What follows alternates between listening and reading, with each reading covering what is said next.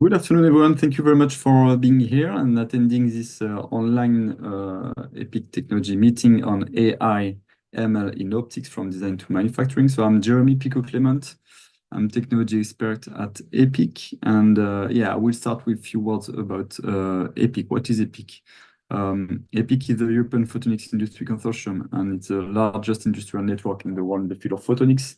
So today we have more than 800 members covering all the value chain of the photonics industry, from the component manufacturer, design companies, and also prototyping companies to the end users and system integrators. We also cover all photonics application, which is quite wide, as you may already know, from space to defense, also to biomedical and quantum, including AR, VR, agriculture, PICs, and laser technologies. Our aim is to create a sustainable European photonics industry. And how we do this, so we offer different kind of services to EPIC members, technology support, market and technology reports, networking event. For example, at Photonics West, we have many networking events over there. Access to market. If you need to go to Asia, if you need to go to the US, we can support you in this way. Mentorship, HR support. We have a website, Jobs in Photonics, if you are looking for some job or if you are offering some job in your company. And also we provide some investment supports. So here is the EPIC team. So we are all passionate by photonics. I'm personally part of the technology team with my colleague Antonio Castello, who is in charge of biomedical and lasers technologies, Ivan Nikitsky in charge of quantum and integrated photonics. And I'm personally in charge of optics and optical systems. And also, if we talk about applications, space defense, agriculture, and AR, VR, and also optics, of course. A few words also about the next EPIC event. So we organize physical meetings and online meetings. So regarding physical meetings, so we have something related to medical diagnosis and treatment at ICFO in Barcelona, Spain. In Spain, in January, we'll be, of course, at Photonics West. We'll have a booth there. So if you have time and if you are there, feel free to pass by our booth. We'll be pleased to discuss with you. We'll be also present at APE in Singapore in February. We'll organize also a technology meeting on photonics integrated circuits at La Genentech in Switzerland in March. We'll be present. We'll have a tech watch at the 3C Fair in Wetzlar, Germany. And we will organize our annual general meeting in March in Barcelona, Spain. And regarding online meetings, so in 2 weeks now, we'll have something which could interest you. It's a technology report on photonics in AI. We will also organize the 6th of December a workgroup meeting on sustainability in photonics. We'll have something also on photonics market trend, a survey evaluation. We'll also organize an online technology meeting on photonics for new display technologies. And we'll have something on new product release for EPIC members. So as you can see, we try to cover all the photonics industry on the marketing side, but also and mainly on the technology side, to be honest. And we have a lot of events all along there. So feel free to check our website. And you have a web dedicated to EPIC event, future EPIC events. And it's sure that we'll find something relevant for you and your activity. A few about participants of today's event. So as I mentioned, we cover all the value chain of photonics industry, so end users, integrators, component and module manufacturers, metrology and testing companies, equipment manufacturers, software and design companies,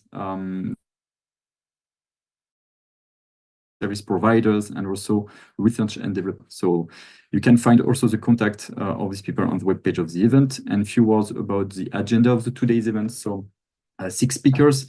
We'll start with Daniel Flam from Trump. You will talk about machine learning driven laser beam characterization. We'll continue with Bilal Komri from CCTT Optech. He will talk about benefits of AI in optical equipment development and optimization. Then Simon Thibault, professor at COPL, Université de Laval. You will talk about reflecting on the role of AI in optical design. Then Raphaël Porcar from imaging optic, ultra-high resolution wavefront sensing using AI. We'll continue with Mehdi Fardanepur from Cytodet. You will present how to use AI and expert to unlock energy market opportunities for photonics and optics. And last but not least, Colin Dankwart from Context Service.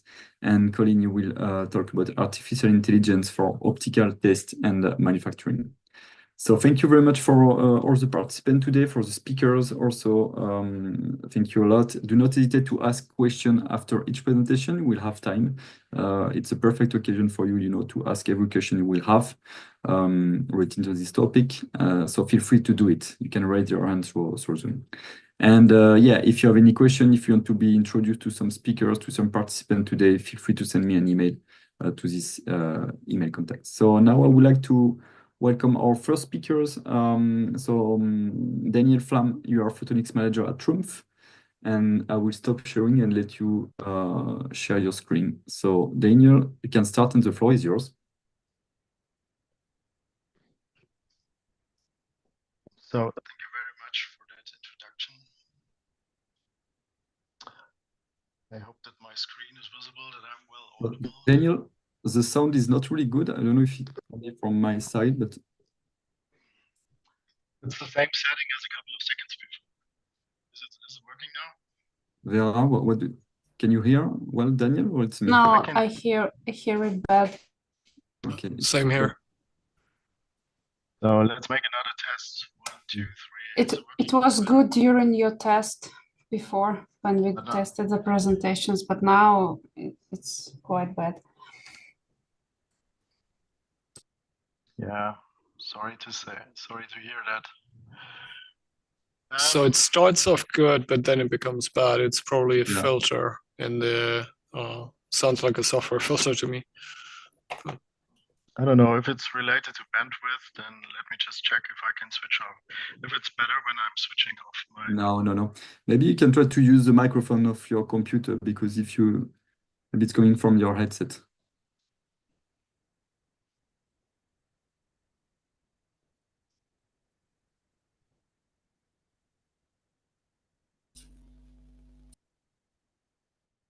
Daniel, are you here? Let me know if this is better now. Okay, I think it's better. Okay, then let's try this. Okay, I hope that I'm well audible. It is a great pleasure for me today to present the work of one of our doctoral students, Jikai, who is working on a topic that is one perhaps not, let's say, not directly associating with artificial intelligence. But more on that in a few moments. So artificial intelligence has not only changed the way people are working at Trumpf, but has already found its way into various products. So here's a due to the lack of time, a very brief overview. So in sheet metal production, for example, where we have access to large amounts of data on the shapes of individual cut objects, we use machine learning for material saving, part design through to, let's say, efficient sorting and packaging.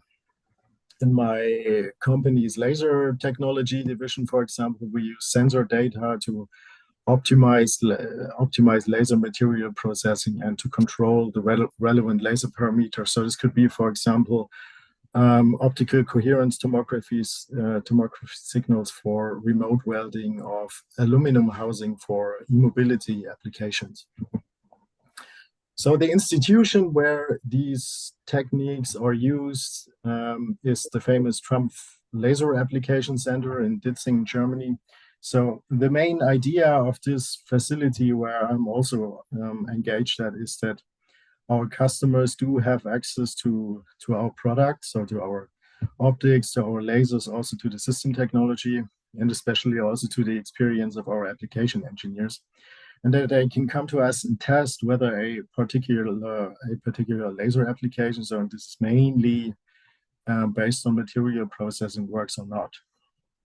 And in this institution, we also have access to latest light sources, and one of these lasers is on the screen. It's a 2 µ 9000 series lasers that delivers ultra short pulses at 1 kilowatt average power and 10 millijoule pulse energy. So in fact, next to our PhD student, one can see the heart of this amplifier, which is a disc-based multipass cell.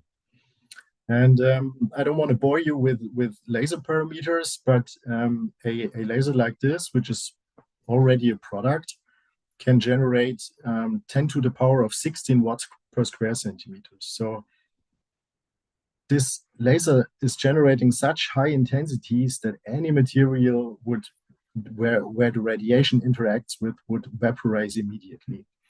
So we are therefore dealing with, let's say, very destructive pulses that can only be cleverly used if optical concepts are employed, where the radiation is, let's say, distributed onto large areas or into the volume of the workpiece. And this is done simply by beam shaping. And this means that we are adapting the spatial shape of the laser focus and optimize it to the respective application. And the prime example for this beam shaping concept is on display. It's about transferring a Gaussian shape into a flat top with very homogeneous intensity profile. And this works well if the beam quality is at the diffraction limit, which can be seen here in the top row, so the ideal case. However, a real-world laser, as it is as the one that has been discussed before, so typically shows deviation from this ideal profile in amplitude and in phase. And although the beam quality of a laser like this, a 2 µ 9000, is already extraordinarily good, so in terms of m², it's even better than 1.2. The corresponding shape flat top, which can be seen on the bottom right, shows already a uniformity error of about 50%. So this is exactly where we come in with machine learning, because we want to use poor intensity signals, as can be recorded simply with cameras, and to figure out what the laser radiation is missing. For example, we want to predict wavefront aberrations that might reduce the beam quality, as it is the case here on the bottom with, for example, a certain very well-defined phase or a certain very well-defined amplitude distribution.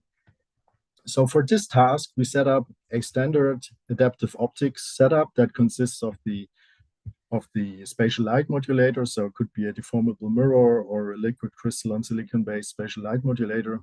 And the laser beam characterization part now is not a typical interferometer or Jacques-Hartmann sensor, but is a very simple and low-cost intensity-only setup that is recording the near and the far field of the laser beam under test. With this information, we will later control back the deformable mirror to ensure best beam quality for certain applications.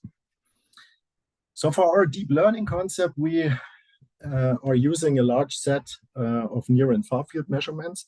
So we only have 2 intensity signals, and those intensity signals are mapped with the corresponding phase aberration that is trained and that is displayed, for example, with the spatial light modulator during our training phase.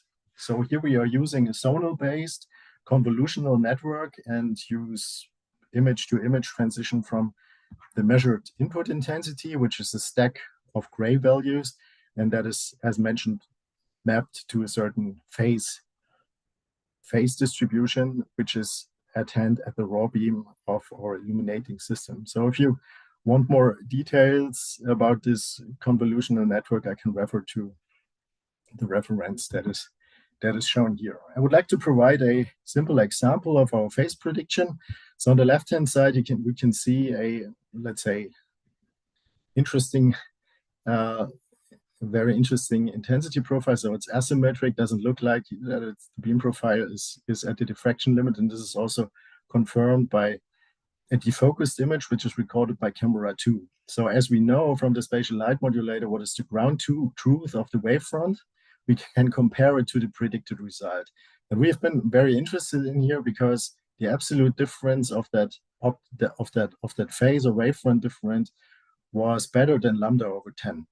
And this was achieved by, let's say, training data with 20,000 with 20,000 signals. So with the spatial light modulator, it took us about 1 hour to do that. So as the prediction already works, we now want to see if also the compensation is good. And on the, let's say on the one of the correlation results is displayed here. So the first column shows the intensity signal for the reference, so an ideal beam quality in the near field and also in the far field. And in the second column, let's say arbitrary aberration is shown again in these intensity signals of near and far field. And now we apply the correction, and I would like to emphasize that we didn't do anything with, let's say that the only metrology at hand was these two intensity signals. And the correction is let's say very close to our reference beam with an M² parameter that is very high. I would like to summarize this point. So we have presented a machine learning based low cost device that is enabling in situ laser beam wavefront correction, and the phase prediction accuracy is let's say better than lambda over 17. And with an approach like this, we would like to demonstrate that at TRUMPF we do know our, let's say, laser sources very well. We can characterize them in detail, and based on these very detailed characterization, we can design completely new laser application strategy to the corresponding beam shaping and optimize the laser material processing strategy. So with that, and with this very close look into source modeling and laser beam characterization at TRUMPF, I would like to thank you very much for your attention, and I'm happy to answer some questions. Thank you. Thank you very much, Daniel. Any question for Daniel, please? You can raise your hand through Zoom. Yes, Colin, please. Yes. So first of all, thank you for presenting this. And I think, 1 kilowatt for 1 picosecond is very impressive, for sure. And I also like the application that you showed. Now, I think the application is essentially phase retrieval.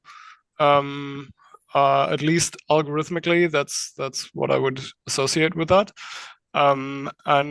I know from my past about some of the algorithms that are typically used for phase retrieval, like Gertzberg-Saxton type implementations. Do you know if that was compared to your approach? And maybe you can elaborate a bit about how it relates to other phase retrieval algorithms. Yeah, so thank you very much for that question. In fact, before we started with that machine learning, we were doing a phase retrieval that was based on a Gertzberg-Saxton, but the difference is that there's no Fourier optics applied here.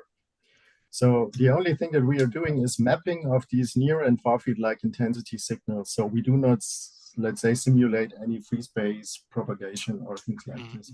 But the main reason why we switched away from classical phase retrieval was that it just took us a bit too long. Yeah. So although all these Fourier operations, they can be done very fast, this one will be faster. We also believe that the phase retrieval might be a little bit more accurate. So we have retrieved phases with an accuracy better than lambda over 20, I would say, in our statistics. But I also have to admit that our phase retrieval are only applied or are applied to signals that are very, let's say, smooth. You know, they are always Gaussian-like. When it comes to noise, they behave very well. But the machine learning approach is very close to that. So I would assume that it's not as good as the let's say, true physics-based phase retrieval, but we have been impressed that it was already that way. I do see potential advantages actually of your approach over the Gertsburg, because you can actually employ boundary conditions from the hardware that you use just by measuring a learning set properly, which the physics is just the physics, where it doesn't adapt to whatever you have in terms of hardware. So no, I really like the approach. Thank you. Okay, thank you very much. Thank you, Colin, for a question. Any other question? Maybe Daniel, I would like to ask you, the epic question. What could you do for all these people, here, and what could they do for you?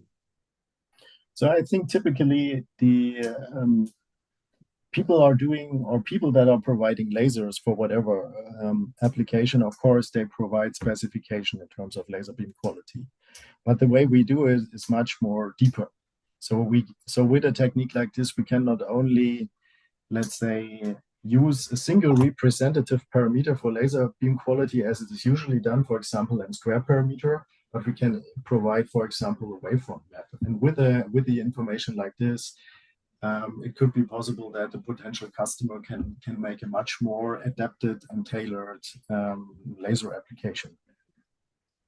So in terms of the other way around, so I mean, the main motivation here is related to beam shaping and exploiting the full potential of the source. So what Trump is, of course, always interested in, are there applications where, let's say, the full energy and full power performance of our sources can be used. And this is where we want to, of course, get into discussions with partners and also, let's say, potential customers. So are there, let's say, material processing strategies where powers, energies, as discussed in the laser example, or even more are required too? So you mentioned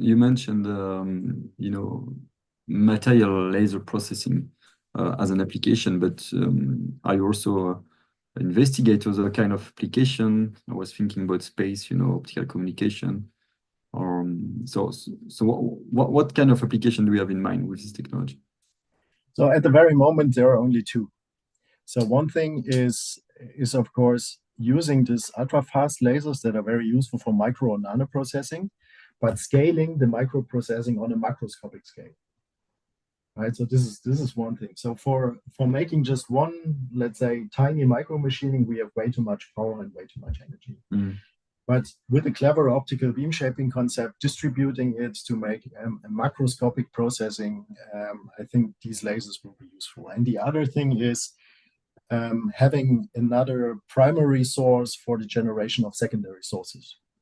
So Trump is very well known for our EUV business, where we provide the strong pulse CO2 lasers. So now our, let's say, 1 micron lasers or ultra-fast lasers operating at 1 picosecond provide already such intense radiation that they can be used as for the generation of secondary sources. So maybe not, EUV is definitely not that interesting because we already have a solution, but when it comes to X-ray generation, maybe coherent X-ray generation, I think lasers like this are very, very useful. Okay, thank you very much, Daniel, for this interesting presentation. So thanks a lot. So let's move on with our next speaker. So Bilal Komri, so you are artificial intelligence researcher. You are working at CCTT Optech in Canada, and you will talk about benefits of AI in optical equipment development and optimization. So Bilal, the floor is yours. You can start. Yes, thank you. Just will share my screen.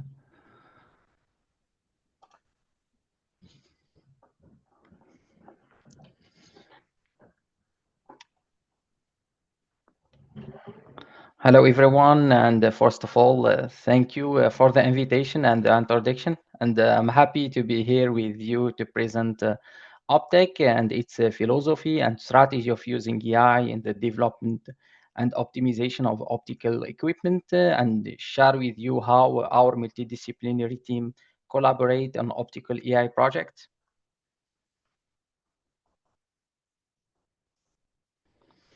So Optech is not a profit company specializing in optic photonics. We are located in Canada, in the province of Quebec, more precisely in the city of Montreal.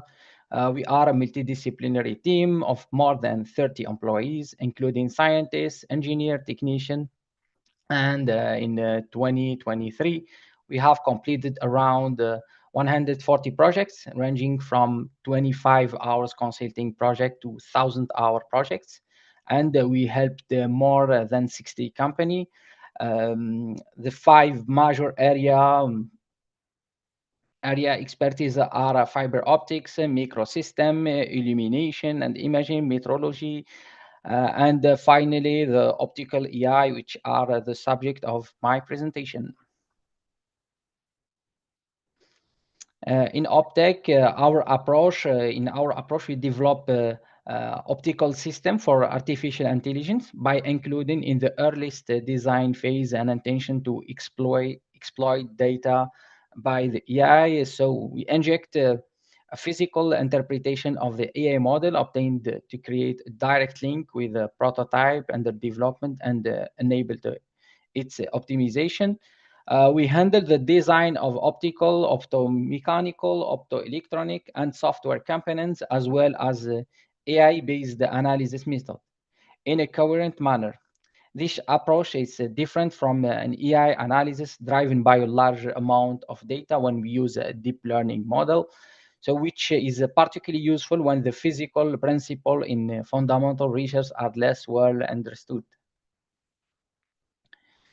So in this slide, I will present some example of project developed by combining AI and optic in several fields.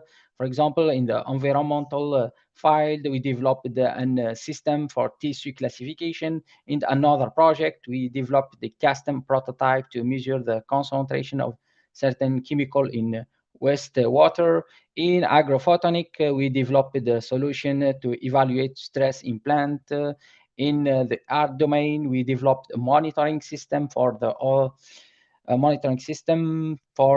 other projects. For example, in medical projects, we developed the prototype that provide a usable data for the AI application.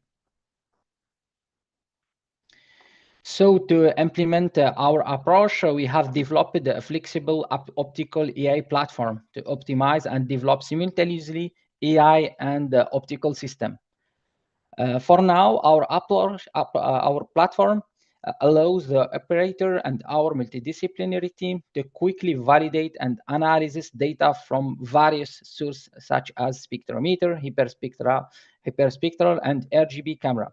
Then retrain and even quickly compare the effectiveness of different AI approach on data set, that without the knowledge of algorithm programming. And in the next slide, I will introduce you the 3 main branches of our optical AI platform. So the spectroscopy platform represents one of the main branches of our platform, optical AI. We use it for data analysis from different sources, from development and research spectrometer system to industrial spectrometer system. It helps us to select the best spectrometer system for the need of customer application, and also to design an optical prototype. And it also gives us the ability to monitoring and analyze the model and data when the prototype system is deployed into production at the customer premises.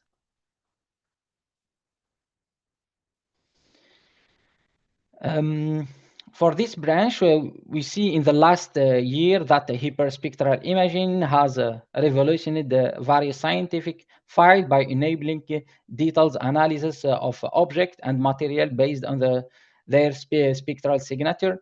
However, the high cost and complexity of hyperspectral camera system limit their accessibility to professional. Furthermore, the ability of professional imaging to provide spatial and spectral data require significant computation capacity, which can be challenging for online monitoring of fast industry process.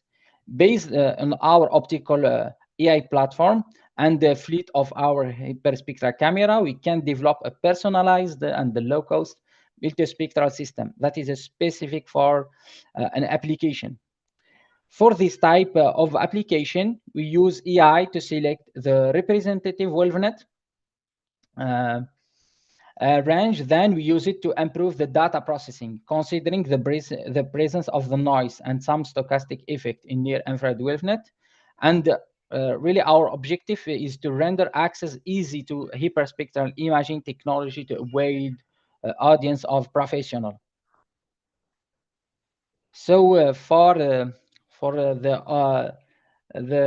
other branch, for example, for the computer vision application, we use our platform to select the best AI model and also to the right optical components, lighting, lens, and camera, according to the application. So if we consider object classification or anomaly detection or segmentation. We also use it to develop of proof of concept for our client in the reasonable time, which affordable price in some cases. The optical technician developed the AI solution from data collection to model execution without the involvement of an AI specialist. So in this slide, I will present the benefit of using different data source. This type of AI application is a really revolution, especially for environmental and agrophotonic application. And in these two specific area, optical information is always noisy, which represent a challenge to have a performance that meet customer requirement. To address this problem, we start to design a prototype integrating custom AI capable to processing various data sources such as photodiode or temperature and pressure sensor. For example, recently we helped one of our clients to properly manage soil irrigation by developing a compact probe for the detection of chemical substrate in soils. And after several optimization of the prototype, we realized that the only optical information, for example, photodiode,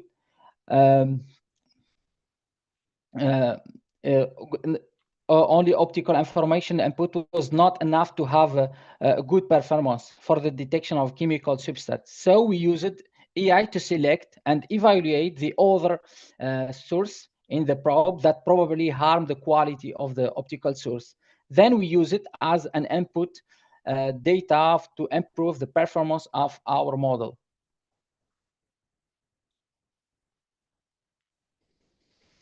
In this project, we developed the retinal camera prototype optimized by AI evaluation image quality system. We had two main objectives. The first objective is to develop a prototype of retinal camera whose innovative lighting system based on LED and freeform lens allow both simplification of the camera but also an improvement in the quality of the image taken by the camera by improving their illumination. The second objective is to rely on artificial intelligence to develop a real retina image quality assessment system to adapt it to our prototype of retinal camera. With this new technology, we ensure reliable image quality for diagnosis, and we minimize the time of the ophthalmologist intervention in the image acquisition step.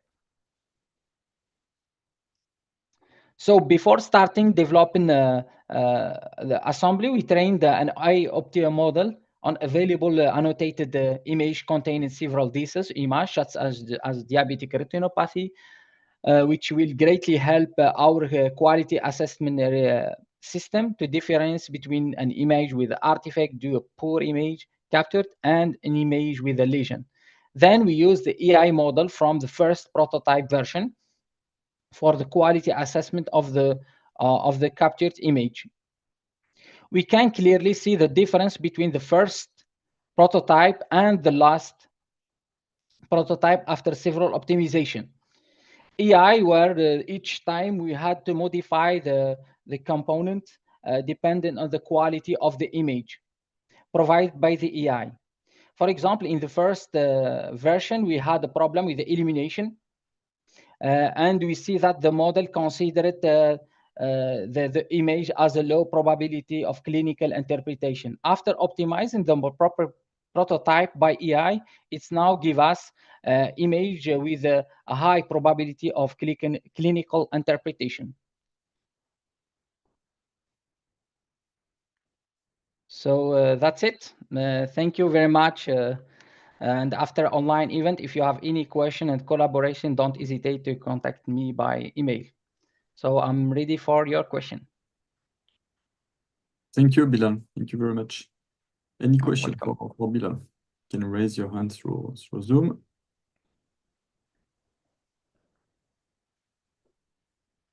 Bilal, how do you see the future of AI in this industry, in optics especially?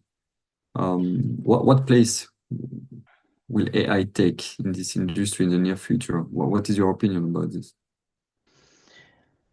For me, the AI helps more in the design and conception than to use it for the prediction, because the most people forget that the data quality is more important than the conception.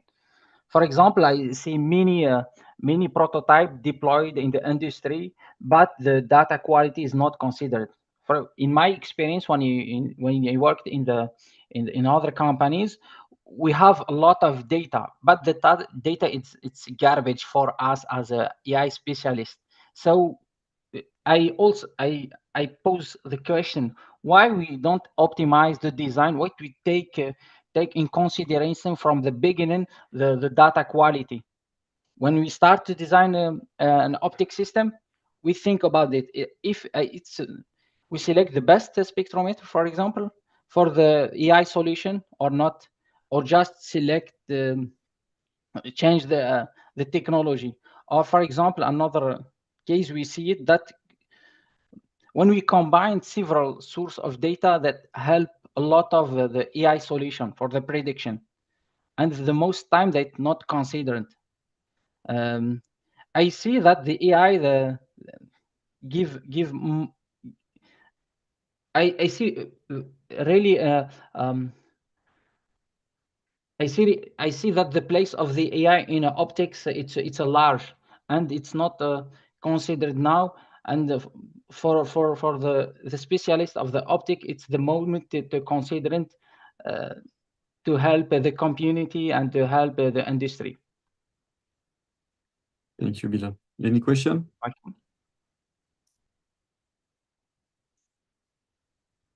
Okay, so thank you again, Bilal, for a nice presentation. Thanks a lot for your participation. And now let's move on with our next speaker, Simon Thibault. You are professor at COPL, Université de Laval, and you will talk about reflecting on the role of AI in optical design. So Simon, yes, welcome, and you can start. Thank you. Okay, so thank you very much, everyone. So yeah, thank you very much to invite me. So I will briefly discuss about AI in optical design. I did a lot of this conference either as a keynote speaker at the Photonics Europe last 6 months ago, and in last April, and also recently in Frontier in Optics, the Optica annual meeting, where I discuss about teaching with AI in lens design. So now I will make a kind of wrap up of a few things that I found to be useful when we think about AI in our field, and particularly in the field of lens design. So my first slide is always the same. I always say a few words about ChatGPT, because we even teaching lens design, and actually when we do homework, the student can just pass the homework to ChatGPT to get answer. So that's our reality now. And but it didn't work that well that ChatGPT is able to really solve optical problem actually. So it's not a big deal as a professor.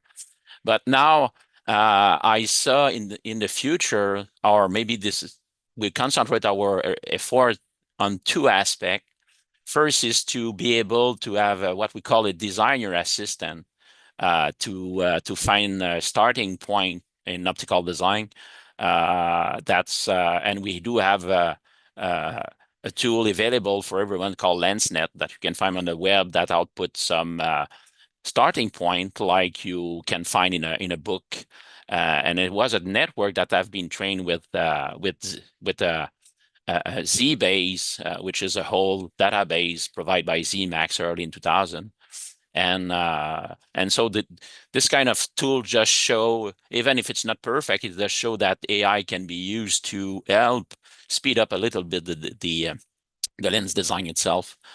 And the second one was a designer assistant to exploring space solution, and I will discuss a bit more about this in a few slides.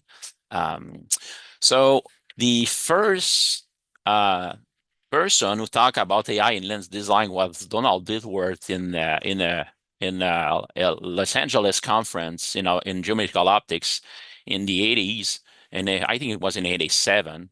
And I just raised the last paragraph. And it's interesting when you read this paragraph that it says that the potential and more powerful application of AI, it's probably to provide a means for the software to learn about optics by studying a set of lens design by experts. So it means that the training, the network should be trained at the same time as the lens designer work to be able to understand how the lens designer works. So that's a concept can be very interesting. And it was written 40 years ago, remember that. And the idea is that the results of the program are not predetermined by the programmer, and the results get better and better because the program learned more over the time. And it was also pointing as finding starting point or escaping from local minimum are two typical application of AI in computer aided design. So that's interesting that 40 years ago, this is the kind of things that people think about AI in lens design. And the first one was to communicate with a computer. So we are quite far from there. It's not that useful in the field, but that's just funny too. So the goal of AI, I think, in the business is really to be able to accelerate the development of the process of optical system design. And what I mean accelerate is also to reveal some trade-off between performance and constraint, and mostly help optical engineer or lens designer or mechanical engineer or optomechanical engineer to find the best solution as fast as possible. So it will enhance the productivity at some point and reduce the cost. And it's not only because lens designer are quite rare that AI can be used in lens design, but it's not to replace the lens designer, but it's really to help the lens designer to be more productive. And I will discuss this. All this goal was not from me, it was defined by or formulated by Christoph Menke from Zeiss in 2021. I did the presentation at the German Optical Society or something like that, and it provide this goal. And it's still today, I think it's not met yet, but it's still some goal that we can pursue in AI. The potential benefit of this is to, of course, to support finding starting point. Like if you want to quote, you have a customer want to have a lens design, so we don't know exactly how to write the quote because we don't know how many times it will take to design the lens or how the lens will look like. But if you have an AI that can output some starting point, maybe it can help you to make your quotation. The other things, it's AI may be able to adapt the optimization algorithm exactly like a lens designer did during the lens design process. He has to constantly back and forth with the merit function, changing weight, changing operand and things like that. So maybe I can help on that, at least to providing some guidance to the lens designer. So maybe it may speed up and try to avoid minimum local minimum. It can also be used to, let's say, tolerance analysis and things like that, or ghost analysis. And so it more or less allow to access eventually, if the AI can be trained as an optical designer, to gather as much as possible as expertise. And I will give you an example of this a little bit later. So the prerequisite of this is really that we may need database, but it's not clear how many design is really required. Today, by the past, we've thought that we need a lot of images to train a network, but actually the trend is more or less to having a big network rather than having a big set of images. And it seems that that's a new trend. I'm not an expert in designing neural network, but this is what I learned from some conference I used to be. So let's, because the time is moving, I will just switch to this paper that we published a few years ago now, but it's really interesting because it brings something quite new and how AI can be used. And the idea was to inferring the solution space of microscope objectives. So the goal was to explore if LensNet that we have developed can be trained only for a specific task of designing microscope objective. And it's only designing microscope objective. So this work was done with the collaboration of Zeiss. And the idea was, if we concentrate only on 10x microscope objective invisible, so how AI can be used. And at the beginning of the project, we didn't really know what we will do with that. But at some point, so what we found is that we were able to train the network to do lens design by itself. So it means that this is a very efficient lens designer. He designed 24 hours, 7 days a week for several weeks, and it output at the end a lot of design. And when I mean a lot, it was something like close to 10,000 design. And it's not perfect design, I will say that, but it's a kind of optimized enough to have a good quality. And the idea was really with this 10,000 design to do statistics.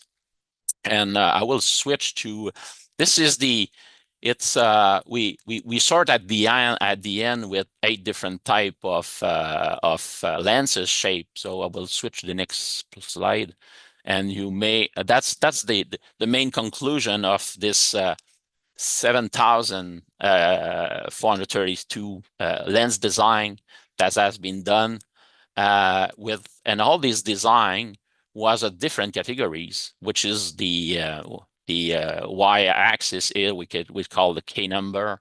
It's arbitrary, but at the same time, it shows that if you look for K1, you will see that the type of design is really more or less a standard type of design. And if you go like the K6, you will see that the stop is you have this entangle at the stop level for the so, and how this branch can be studied by at various number of elements. So in the x-axis you have 5 to 10 elements. But what is interesting, of course, for Zeiss' point of view, because they are specialists in microscope relative, they see real benefits to have this because they can recognize that, oh, we have this kind of K6, which is a kind of double Gauss type of microscope objective. So they can put some name on this. But what is interesting is really that you have a lot of design, and then you can try to look at the statistic of this. And you can find that if you plot the RMS spot size, for example, for a certain effective focal length, which is 10 millimeter, which is a 10x microscope objective, according to the branch, which is the K number from 1 to 8, and the number of elements. So you can have a chart that can show you how what the various design has been spread out statistically. And you can do that for various, like the working distance. And now you can find that, oh, maybe the branch number 7 and 5 with only 5 lenses can have a very short working distance. So it's like having a lens designer with 30-year experience where all the data will be noticed and you have some statistic about this. And then once you have all this data, it's very easy to come back to this database and see and find out the best. So here you have the spot size and the working distance, and you can show the various branch of optical system and how they goes there. So I think that this kind of approach open a very nice and interesting way for let's say a company to, let's say, with design infrared lenses. So you can train a network to design infrared lenses and try to gather all this information. And this kind of data can help to train the lens designer in the company and to make good choice of starting point, for example, of good choice of or speed up the process of selling a lens or something, or at least just define what kind of spec can be used. So that's the takeaway from the presentation, and I think that AI is there to stay, and we have to find a good way to use it.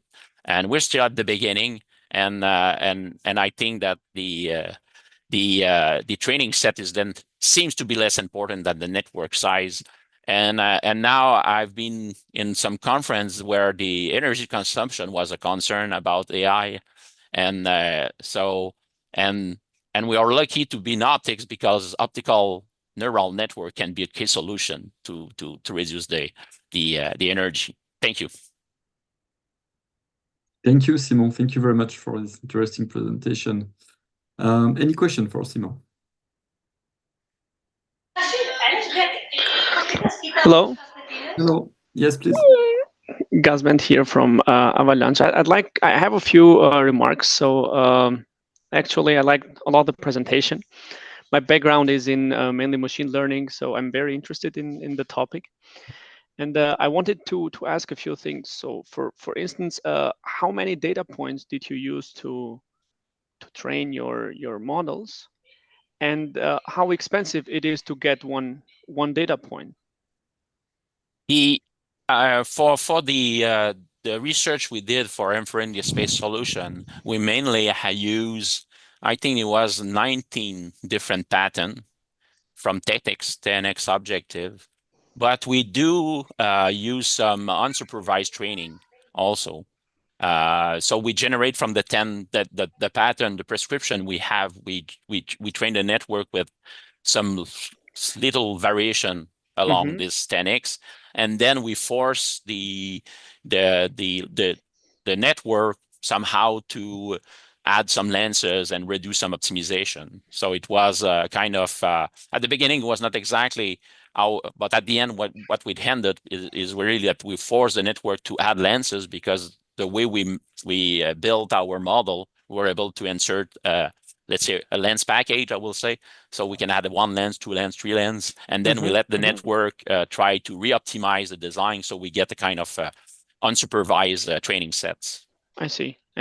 But so the data, if I understand it correctly, so the data is it from measurements, from experiments, or is the data from simulations? Okay, the data. Okay, when you see a lens construction like I show, okay, every lenses are defined by the radius curvature, the material, the thickness. So this is the information we down to the we use to train the network, and this information come from patents. So it was lenses that have been designed by someone which patent this. So it was public data available. And that's the main idea here. We don't want to use like Zeiss data because it's proprietary information. So by using standard data, which is available, it can be from a textbook, but in that case, it was from a different patent. Okay. I see. Thank you. Interesting. And is this now being used productively? This no, not AI-based yet. Solution? No, it's we have this LensNet, which is a web-based tools that can be used, but it's only trained for visible, and it can output. My student use it, for example, when for their homework they have to find a starting point so they can use it. But it's not like integrated to a lens design package. And the idea of what we did with Zeiss was really to show that LensNet can be customized. So now we are more or less open to discuss with some company who would like to use it as a custom LensNet for their own work. We already we are in discussion with some company to doing that, but it's not an easy task because we have to find a very niche optimization space or lens design space. Okay, got it. Thank you very much. Okay, thank you. Thank you for our question. We have another question from Bilal, CCTT Optech. Yes, thank you for the presentation. It's an interesting topic. As we know, deep learning is a black box model. So how do you to interpret physically the prediction of the proposal optic design? It varies, but habitually for the training, we mostly use we can use many things, but the loss function is mainly on the area spot size, so the image quality. But we can add the distortion. We can add various type of aberration at the end. So so we have a retracer. We have this network that outputs some lens prescription, and then we can evaluate rapidly the area spot size as a loss function. But we can also use or discard some design. Let's say that if there's problem with reaiming and things like that, so we can remove those design from the data sets. Thank you. Thank you, I think that if you can go in some of the paper we publish, you may find some more information, more specific information. Thank you. Thank you, Bilal. Maybe a question. You mentioned, Simon, that it's just the beginning, you know. So what is your opinion or point of view about the future of such topic? Yeah, that's always the good question. And I don't have the answer what is the future, but I think that certainly we need partially for the lens design, we will never have a network that will be able to do a lens design by itself. Okay, it's going to be impossible. But so we really have to think which task a lens designer is doing and may need help. And I will give you just one example. When you do lens design, you generate thousands of scratch design. Okay. And it's very hard because you have so many local minimum, and it's very hard for you to know even what you did last week. So maybe an AI assistant can let you know that, oh, hey guys, hey buddy, this track you already did that last week, so it's a dead end. So just having some help like this can be very interesting. So we really need to find application where is interesting. And I'm not talking about also there's specific AI work done in testing, in optical testing, for example, helping to. So this is another branch. I know that Joe Howard worked on that on NASA, and that's something very interesting also. Yeah. And what do you think about, so in the near future, if it takes a huge place in this industry, what do you think about companies which will not adopt AI in their, optical simulation? Actually, AI in optical simulation is not widely used because it's not widely available.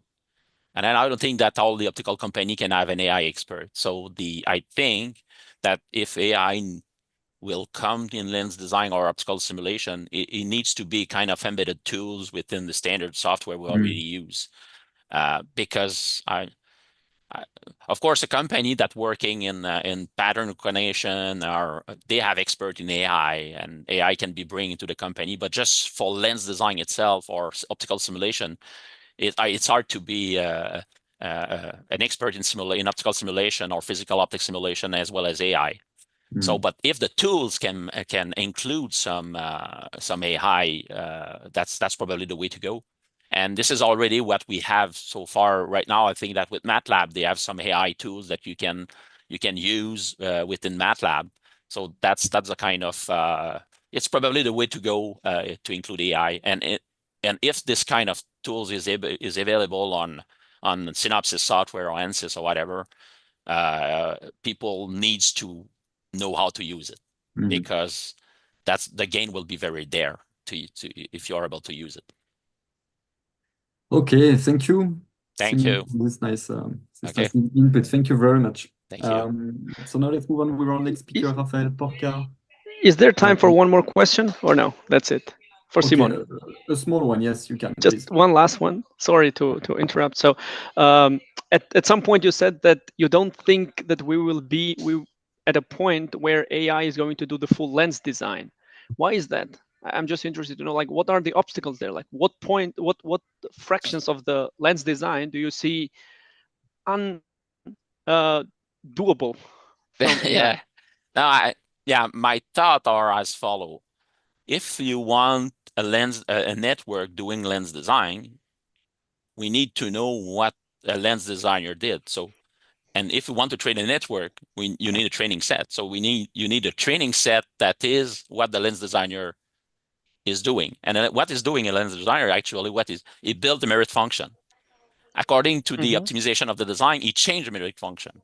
It changed this, and this, and it's a little bit kind of not magic, but a lens designer may have a very strange idea, and you do this, and suddenly the design is good. So the network, we need a training set of this, and this is very hard to find. And this is why in the 80s, Dilworth says that, maybe the AI can be embedded into your software, and then you learn how you did your lens design. And then maybe in that case, you will be able to push a button and the network will do what you did. So what you are able to do. But that's the problem is really, you need to define what is a real job of a lens designer, and then do we have a training set of this? It's not only to have an input and output design. It's really between these two things. I get it. So it's about a very custom design. That's the point, right? Okay. Yeah. Well, we have actually. So I'll be very interested to follow up this discussion, because we have had similar problems in other fields, and we think we have some kind of way to go around that. But let's see. Maybe we can catch up later at some point, and then. I think that the field evolved, and then maybe this answer will be different in a year or something. Yeah, I'm quite open. Just try to, you can contact me. Okay. No problem. Okay. I will. I'll drop you a line afterwards. Okay. Thank you. Thank you. Thank you for your question. Thank you again, Simo. So let's move on now with you, Raphael. So Raphael Porker, you are a business developer at Imagine Optic, and you will talk about ultra-high resolution wavefront sensing using AI. So please, Raphael. Hey, thank you, Jeremy, for the nice introduction and invitation. Can you see my screen? Can you hear me? Yes. Okay. So it's my pleasure to share some insight on what we are doing with AI at Imagine Optic, and in particular in wavefront sensing. So we are a small company founded in 1996. We are about 60 employees, and we developed a whole catalog of solutions for wavefront sensing and adaptive optics that we are deploying all over the world. So we have more than 2,000 sensors deployed in many different industries, as you can see here at the screen. And innovation and research is really at the heart of our approach for developing all these solutions. And of course, AI is part of our current topic of research. So AI is almost everywhere now nowadays, and in our case, in optics and within the group, what I will do is to present two implementation we did, and discuss a little bit pros and cons. So first, use for us is denoising of images. So here at the screen you have some images acquired in ophthalmology and microscopy application, and we use AI to remove the noise of these images and make them easier to interpret without affecting the resolution. So as you can see, our result is pretty good. We are pretty happy with this application. We also use AI for optical metrology and processing the raw signal we have for in our wavefront sensors. And this is what you can see at the back.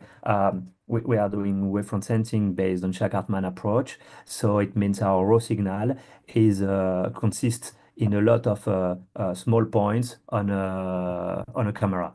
Okay? So just as a reminder, what we do in our sensors is to embed a microlens array that you can see here from the side. Each microlens is sampling the incoming beam and focusing centroids on a CCD. And by analyzing the lateral position of each of those centroids, we are able to reconstruct the slopes of the wavefront, meaning the direction of propagation of each rays that has been sampled by the microlens. So we get two informations by microlens that allows us to reconstruct some small phase map, and by integration on the pupil of the sensor, we reconstruct a complex map. Some years ago, it has been proposed to maybe do a little bit more with this raw signal by not only analyzing the lateral position of each centroid, but also analyzing the intensity distribution of the centroids. Because as we know, the focal point of a lens is affected by the aberration the beam carries. And you know that if you have astigmatism, for example, the focal point is going to be something like a line. If you have coma, you also have a very easy to recognize pattern on the intensity. So here is the intensity to do more and to apply phase retrieval based on the intensity of each centroid. So we pursued this work and adapted it for the Shaq-Hartman wavefront sensing. And basically what we do is now at the scale of a microlens, we can recreate or we can analyze the distribution of intensity coming from up to 9 different type of aberration. So here on the right, we are able to linearize all the aberration and reconstruct a complex phase at the size of the microlens. So instead of 2 modes, we have 9 coefficient of legendre in this case, and this gives us a lot more resolution.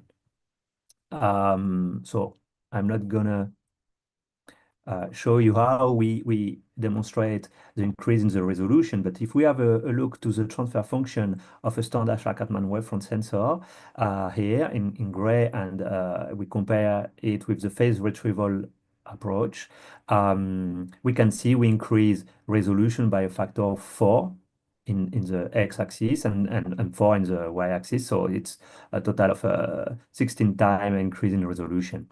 Visually, this is super clear. On the left, you have a faceplate measured in the sphere with a sphere wavefront sensor. And with the same hardware, the phase retrieval gives us this kind of map where we have 112 by 112 phase points. So it's quite amazing, the improvement we have. We deployed these algorithms of phase retrieval in our catalog of products, from sensors up to complete solutions for lab and product. Now the question is, could we use AI in order to help us in this phase retrieval lift reconstruction? Saying it in other words, this is exactly the same problematic that my colleague Daniel presented in the first presentation, analyzing the spot to reconstruct the phase, the wavefront, but applied to 680 points by 580 points. Okay, so what we our approach has been to replace the interaction matrix we do on the analysis of each centroid focused by an AI network. So in our case, what we do is we use deep learning which is a subset of machine learning that presents the advantage of not making easier the preliminary phase of pre-processing and feature extraction that does not need to be done by a human, so that's an advantage to us.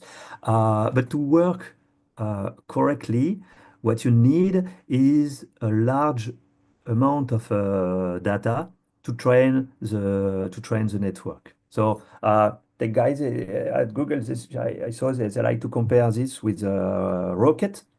So your deep learning network is a huge motor, and you need a huge amount of fuel in order to power your rocket. No, and if you have a small motor and a lot of fuel, your rocket doesn't go. But the opposite is not good either. So the question for us is really to be able to create this data in order to train the network.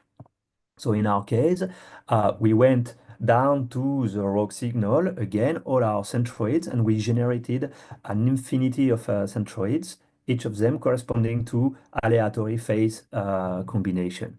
On top of that, we tried also to add some noise contributions, like the noise from the camera and so on. There are also other contributions that are more complicated to take into account, like, I don't know, coherence of the signal and so on. It can be done better. And from all these centroids, we generated our lift small intensity pictures that we use for the training. So to give you an amount of the magnitude of the data we generated, we created 190,000 images for the training, and we kept 10,000 for the testing. So that's on what we have been training the algorithm. Results are, in terms of accuracy, we are pretty happy with the result. As you can see here, AI approach on deep learning is giving us a better or smaller error on the wavefront than our classic phase retrieval matrix-based approach. So that's pretty good. Also, it behaves very well in terms of dynamic range. So this is the displacement of each centroids. And we can see that the error is maintained pretty well, even for large slope that correspond to surfaces with a bigger deformation than our standard approach, which is here in gray. So at first glance, it seems pretty cool and a pretty good approach. Now, are these two parameters the only one to be taken into account? And here is where I think we have to weigh carefully pros and cons. So accuracy and dynamic range are on the side of the AI approach. Now, what we have seen also is that robustness is not so good in the case of the AI. And by robustness, what I mean is that the algorithm is only good for what it has been trained. And as soon as you introduce something different in the raw signal that the algorithm hasn't been trained for, then it starts giving wrong result very fast and quicker than the matrix approach. Again, this is based on training, and it means that maybe we should train it for other configuration, but we have seen that unexpected event affects a lot. And when I say unexpected event, it might be you have a little bit of dust at some point in your sensor and something like this. No, so situation you didn't foresee. In terms of usability for us, processing frequency at the moment is still faster with the phase retrieval based on the on our matrix than in the AI approach. This is largely due to the way it is implemented. And we are very confident that with some effort on the way we implement, and maybe trying some GPU approach and so on, we can speed up the AI.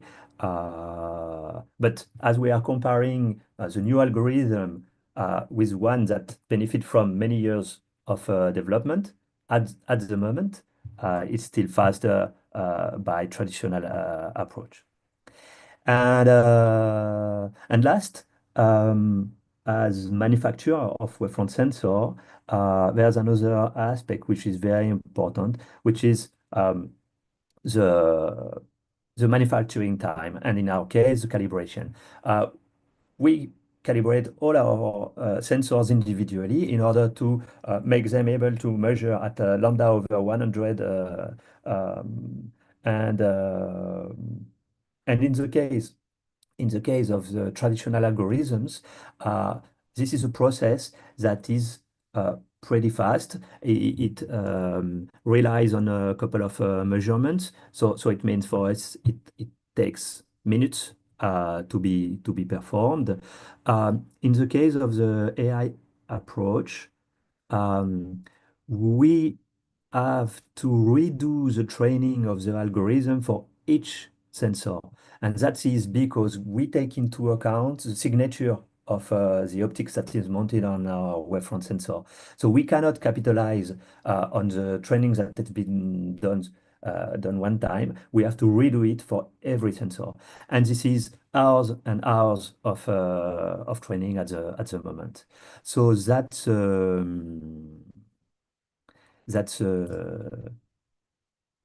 kind of an issue for us at the moment. Okay, so that's it for me. Yeah.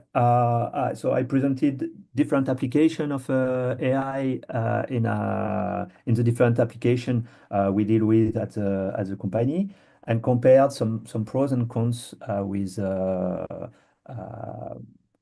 alternative we have available within our company.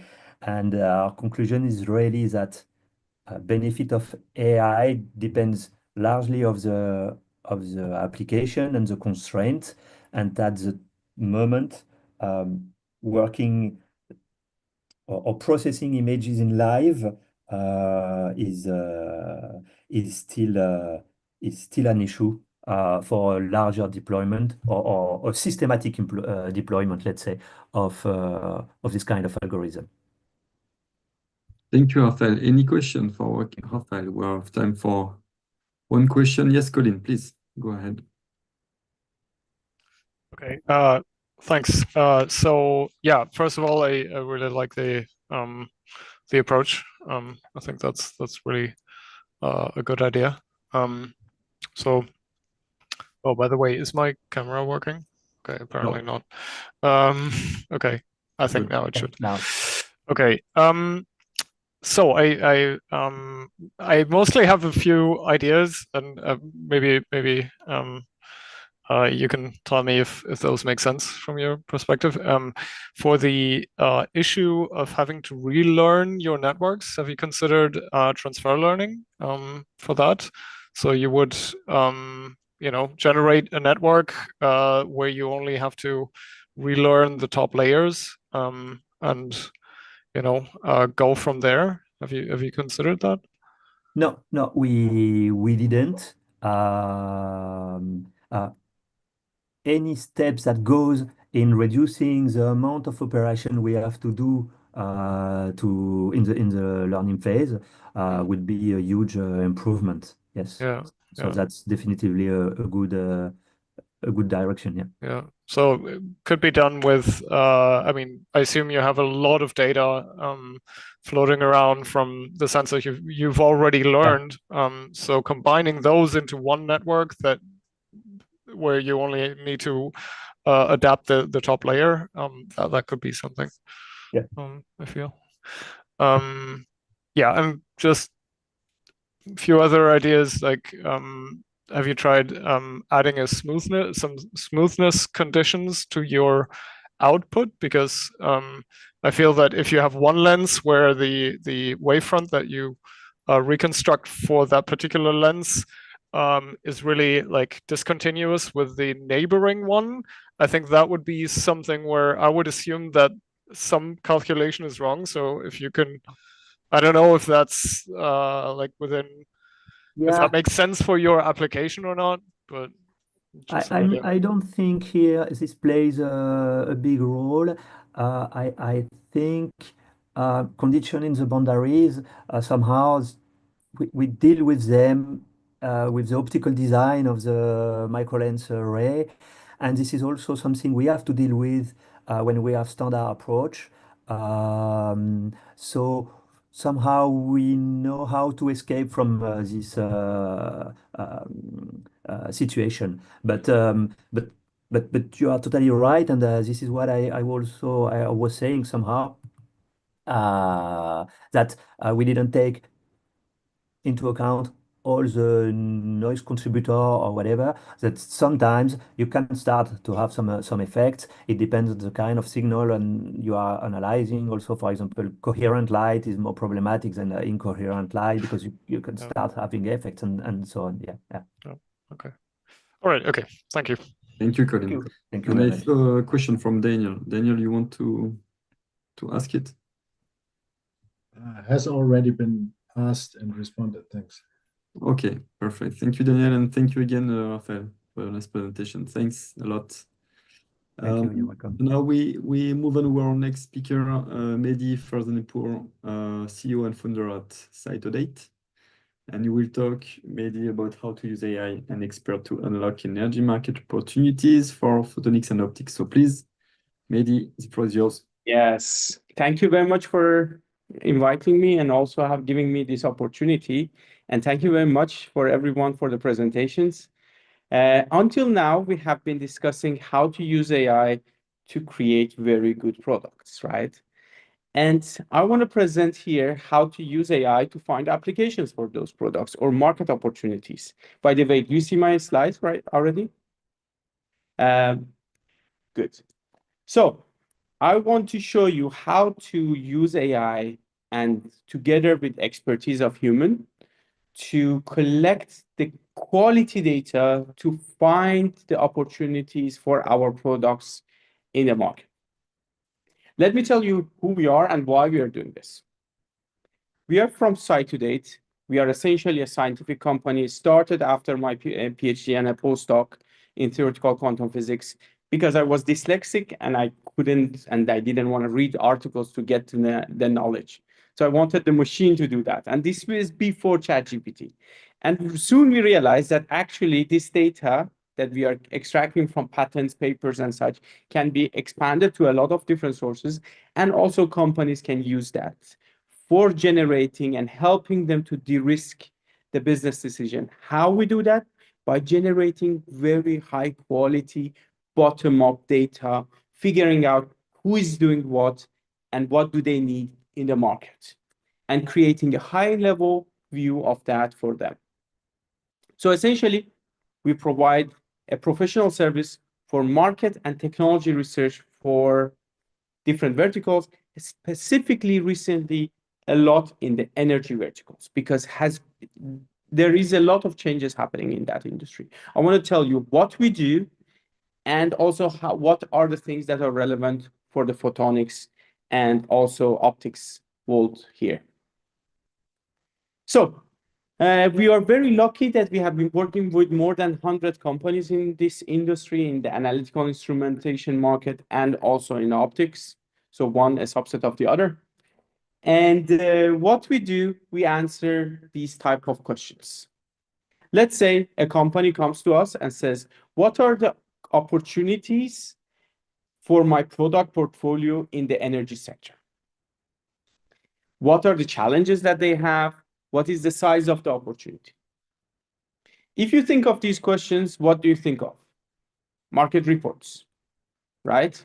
Either generic ones that you can just click a button, put your what do you call credit card numbers there and download, or you can hire consultancy companies, Big Four. All of you know of them. So the first one is very generic, general high-level data, which is not verifiable. You download 2 different data reports and they have vastly different data.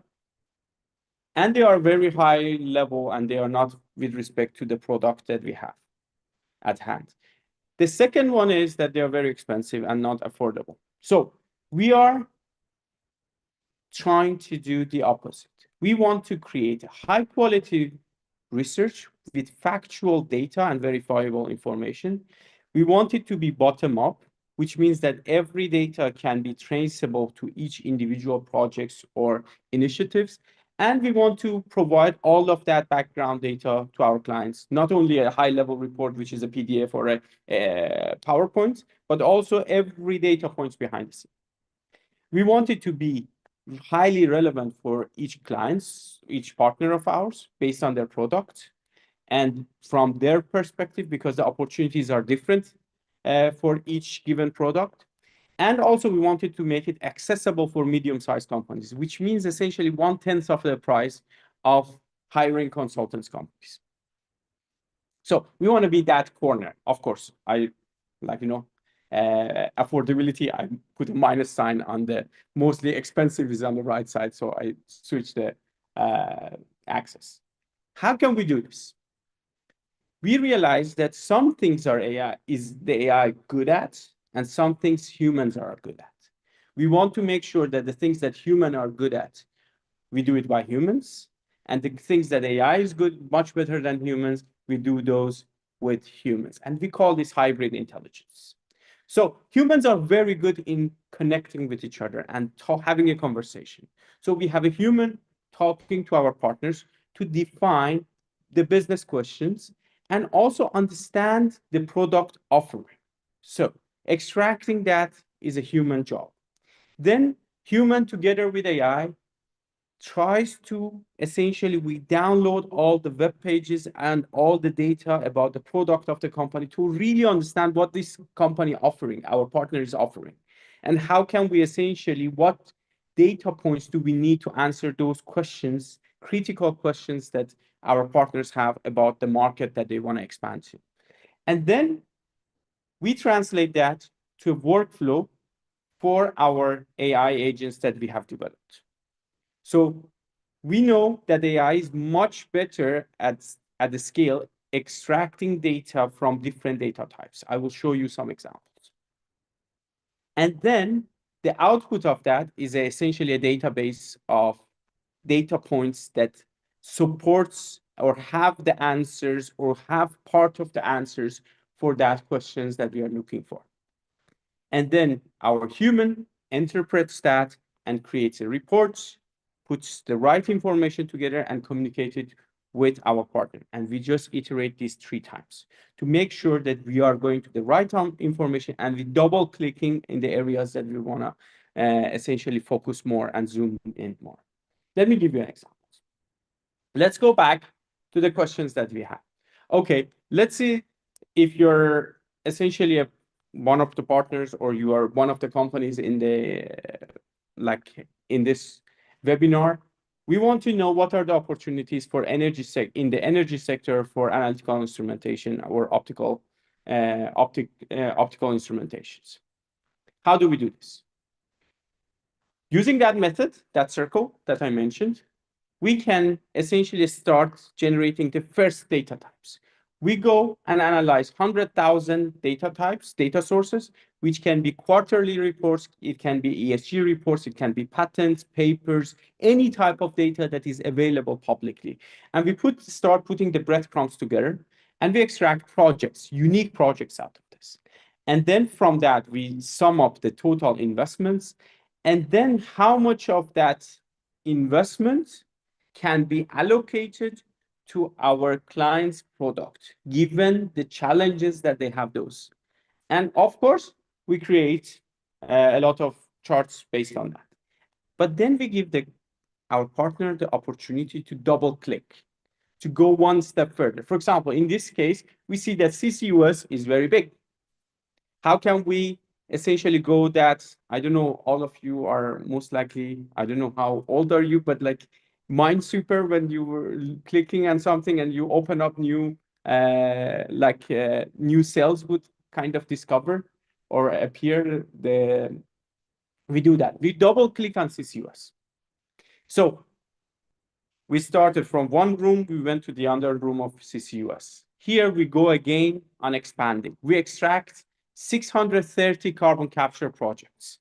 And then from that, we see how many of them are already deployed, how many of them are under development, which is essentially 530.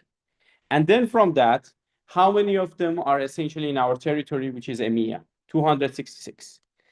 And then from the total capacity, we see how much more do we need to reach the goals of 2050. So what is the future trend should be given the fact of the goals that we have as kind of as a society to 2050? Are these all the projects that are going to happen, or are there most likely a lot more coming up? And all of these, every single data point from behind these are available. But then we can essentially go to, let me see here. And then we can see what are the challenges here that they are in this case. Put it in the context of clients. For example, what are these 630 projects? What are they having in common? Mostly they are amine-based technologies for capturing carbon, which is absorption, like high energy efficiency, high energy intensity. They have a problem of scalability. A lot of pilot projects are there. How can we essentially find and solve problems of energy scalability? So given these challenges of each and given the specification of each project, how can we address these issues? For example, on the storage side, site selection. Here is a lot of micro CTs are used for coring. Monitoring and verification. Here is essentially a lot of, we see a huge uptake on environmental monitoring systems for gas analysis and different essential species of gas. And then also figuring out how chemical reaction happens in the, when you sequestrate CO2, and how is kind of like the porosities develop or essentially get clogged up by the chemical reactions that we have. Or for other projects that we do double clicking on, let me see here. I have, we can go to the district energy and say, okay, what is the opportunity on the district energy side? Because another area that we need to highly decarbonize, using that data, we can find 17,000 district energy one by one, analyze, figure out how many of them are essentially using still fossil fuels around the world, how many of them are using natural gas, and how many of these are in my territory that they need to decarbonize. So we can essentially peel the layers of the data for that to figure it out how to do those. And then sorry here. So, and then everything that we provide, the database of that behind the scene is available. We can essentially provide the database, giving them to each customer, and provide it not only high level and using it every data points to essentially use it on the, not only making the decision, but also on the execution side of the decision. So this is what we call it hybrid intelligence. So human does the interpretation of the data and put it in the context and talks to the customer. But the machine, we develop it to figure out what are the opportunities in the market. It can be in district energy, regardless. It can be in carbon capture, or higher level across the industry, viewing all the markets. And what are we here for?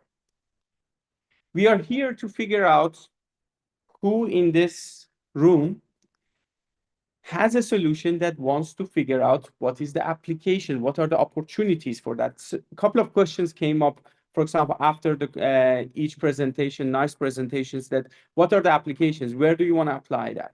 This is what we do. We use AI to figure out what projects would need this in which sectors. We use the same technology to essentially monitor the competition, figure out what the competition is doing. We also use this for doing market sizing for when you want to do create a proposal for your budgeting, to convince the higher up what budgets needed to be done there and how do you do that. And also recently, we started working with oil and gas companies to see which technologies they need to invest in. So we returned it around, not looking at the initiatives, but looking at the suppliers of technologies, which suppliers have the best amine-based solutions, which suppliers are best direct air capture, and which one of them are essentially giving the best results, looking at the publications, their patents, and all of that. Yeah. If you want to talk about it, I'm open, and also my colleague is here as well. We are looking forward to collaborate with more companies at the EPIC. We have been lucky enough to be collaborating with a few colleagues here. But yeah, thank you very much. Thank you, Mehdi. Thank you very much for this nice presentation. For capabilities, any question? Maybe one question for Mehdi?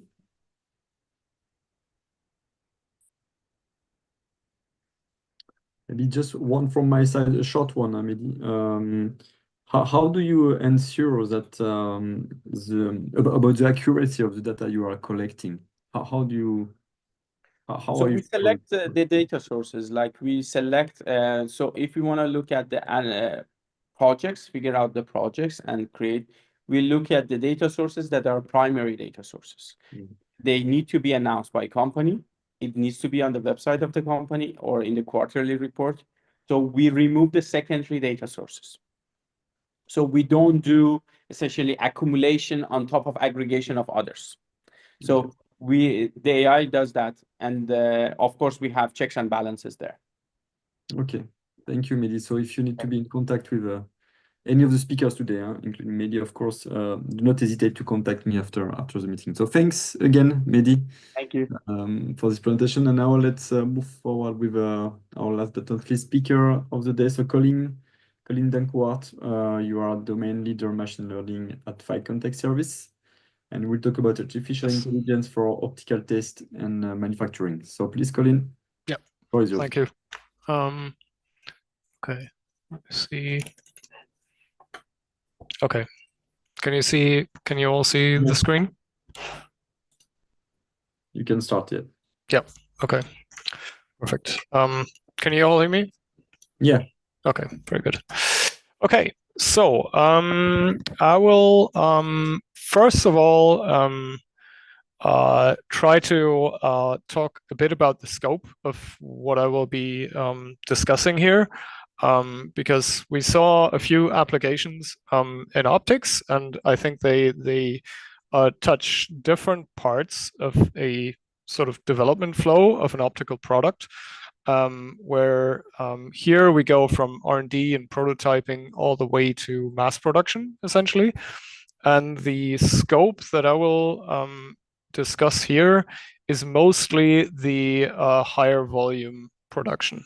And there's several reasons for that. The main reason being that you can actually get more data from that type of application as opposed to an R&D or prototyping approach. There's just more parts, and the use cases that we implement are scaling with the number of parts. So this is really what we're concentrating on. And in that niche, or it's, yeah, well, in the field, let's put it that way, really what people are interested in is overall equipment efficiency. And at the bottom, you see like one of these larger production lines. that we have in the field. And so the overall equipment efficiency that people want is essentially a combination of high yield and high throughput, so UPH, units per hour. If you can increase throughput, that's always a benefit.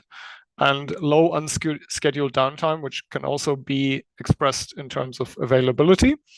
And in optical assembly in general, the OEE is really influenced by a lot of things, such as part loading, measurements that are made on the machines, alignments, the maintenance of the machine, and computer vision routines.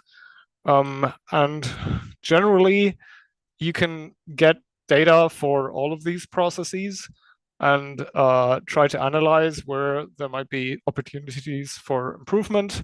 But in a lot of cases, you can actually leverage the data to directly improve the machine performance. And yeah, this is the main thing that we concentrated on. So just some cases of what we did in the past for some of our customers, mostly in datacom assembly, where we have different use cases. And yeah, depending on the use case and the actual customer module, machine design, et cetera, there's different numbers you can reach. But the overall take home of this is generally by using data-driven optimization, you can increase OEE by over 20%. Now, this number, the origin of this number is, for instance, if you take a look at the top row, this is exactly 20%, but in the meantime, we developed some use cases that weren't used there. And I think the 20% is a general idea of what can be achieved. Whether or not that's that is reached depends on how the use cases scale and how much resources you actually put into the project. So because of this, we have developed our own platform for edge computing called Falcon Edge. And what you see here is generally how the data flows and what we do with the model outputs. So we have a lot of data coming from the machine going into the edge device. So if you're not familiar with it, edge computing as opposed to cloud computing is when the computation is done on the actual premises. So inside of the device where the data is gathered. So as opposed to cloud computing where it's obviously centralized. So there's generally two paths with which you can use a model output in order to improve machine performance. The first one that we termed self-adaptive prediction is where we feed the model output directly back into the programming of the machine in order to make the machine faster or make improve performance in general. And the secondary path is essentially via technical stuff. So in the first case, we don't need any human interaction at the point in time where the model is executed, whereas on the second path, we need technical staff, for instance, to repair things or perform an analysis. It can be really useful for that. But obviously the first case has some advantages. So here we have one example of what the secondary case might look like. So here we have some optical probes that are part of the machine that are required in order to perform lens alignment. And in this case, the cleanliness of either the parts or the premises wasn't sufficient to make sure that the probes are not contaminated. So after some time, probe contamination led to false identification of parts as being failed. And as you can imagine, that hurts, because you have parts that would otherwise be functional labeled as being scrap, essentially. So you throw away parts, which is yeah, quite painful. And by implementing a model that would identify probe contamination, we would be able to reduce the number of scrap parts by 2/3, which in this case is like a 7-figure saving a month because of high production volume. So I think this is a pretty good example of a relatively simple model that can have a large effect. So the other example I would like to show is adaptive motion, where the premise of that use case really is that motion in a production environment is always a trade-off between having sufficient accuracy of the motion system and having high speed. So overall, obviously, you want to make it fast, but especially with optical systems, you also have to be very precise, and the two are in opposition. And on top of that, in field conditions where you have technicians and other contributing factors like degradation of things over time, or repairs that are being done, etc., etc., etc., the trade-off between the two factors changes over time as well. So in an ideal world, we could measure the motion accuracy in the field and determine whether or not we can make the system faster, or if it should slow down and be more accurate in order to not lose parts.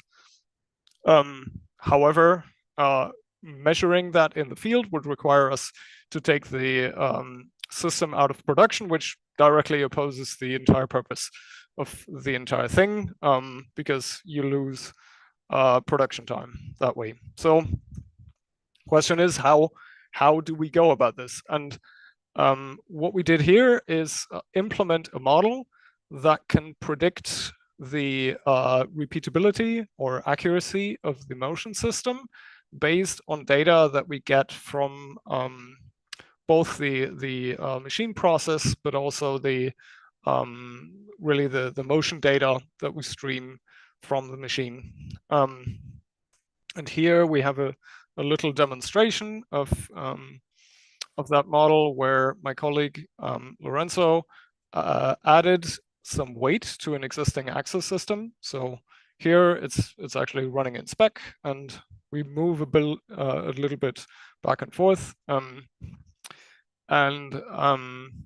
What you can see is that when Lorenzo adds the weight, the motion system is compromised. So it's not been tuned for that particular weight. And so what the algorithm does, it detects that the system is not running in spec anymore.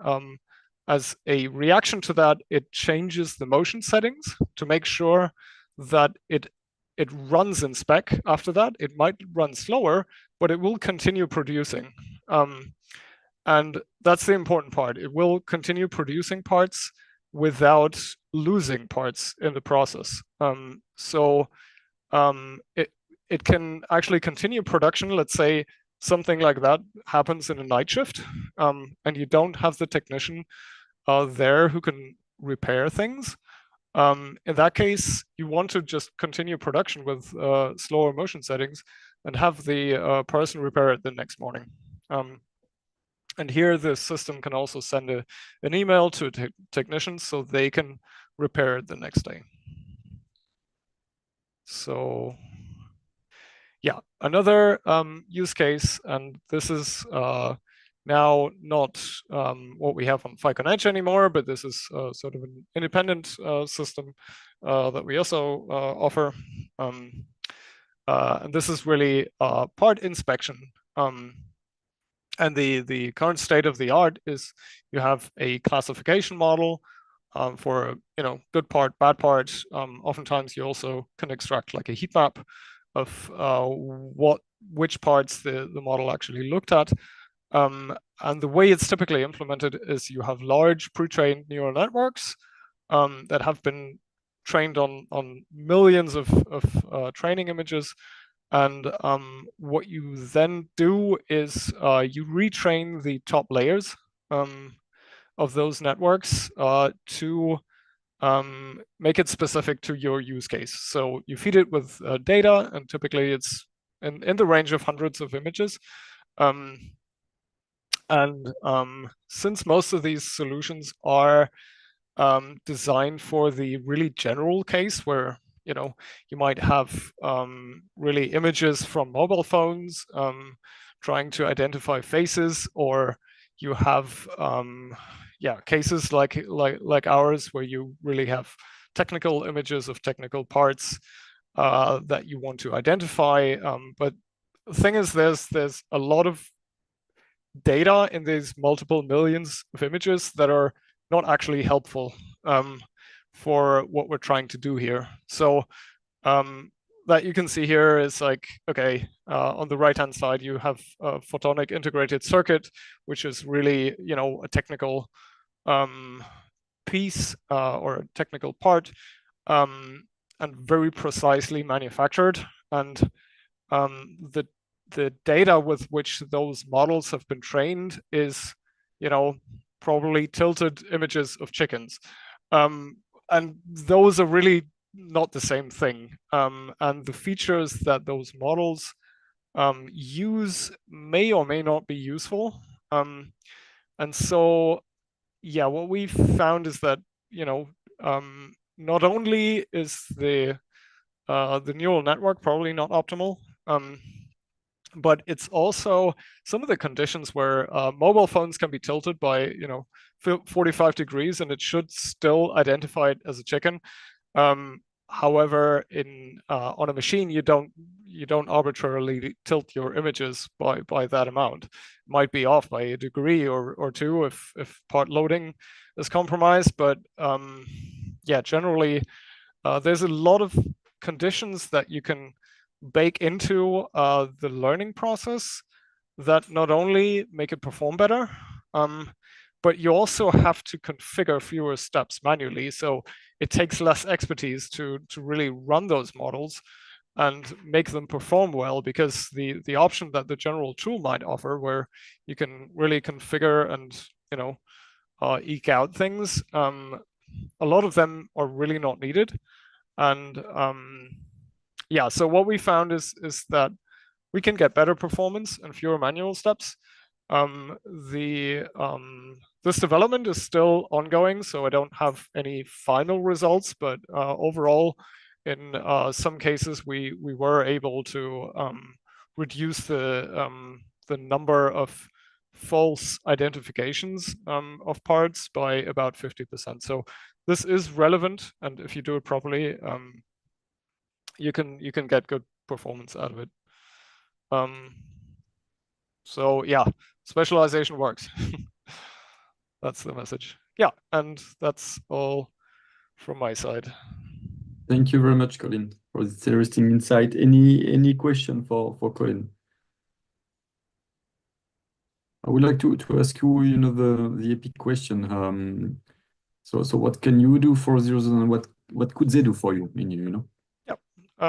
Okay, so overall, we're an equipment manufacturer. So we sell machines that produce photonic components. So in that sense, obviously, if you have a use case and you really need well-performing machines and probably that extra bit of UPH, that is definitely something we can offer. Overall, well, from the AI community, obviously, expertise on transfer learning, those things are really things we take a deeper look into right now. And yeah, So these are definitely interesting topics. So Okay. if someone has Okay, something on that. Thank you. We have a great. question from Bruce Bateman. Please, Bruce. Yep.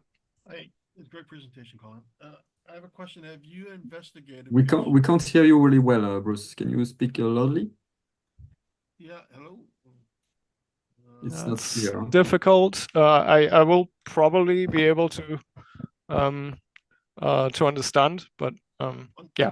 1, 2, 3. 1, 2, 3.